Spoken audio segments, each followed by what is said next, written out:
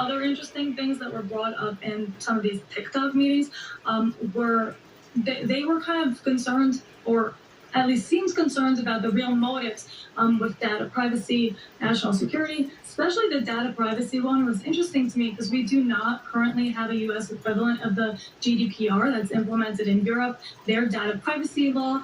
And I think that it really would help with public trust to have something like that implemented for us. Users of all apps, including US-based apps. I think that that's something that's causing a lot of discourse here. But they seemed really confident also in their meeting, which was surprising to me. As for the previous high-profile social media cases, we see a lot of the same patterns where these big tech companies focus and they really fall back and rely on these old laws. Obviously, free speech arguments, also Section 230, we see a lot. And we see that we're kind of carving some pathway in there to say that these arguments don't always work.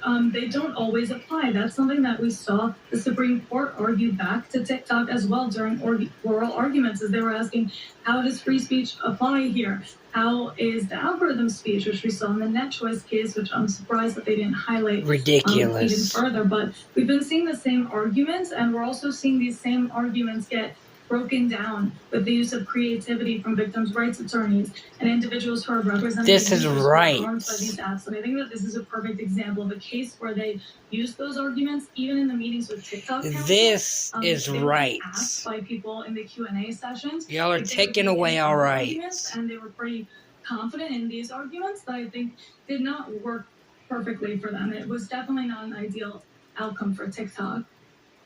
All right, Star Cashman, appreciate you giving that insight because, again, you have this insight that a lot of us don't have into all of this, and we're just going to have to watch and wait and see what happens. Thank you for joining us on the show. Thank you so much for having me. I appreciate it. Of course.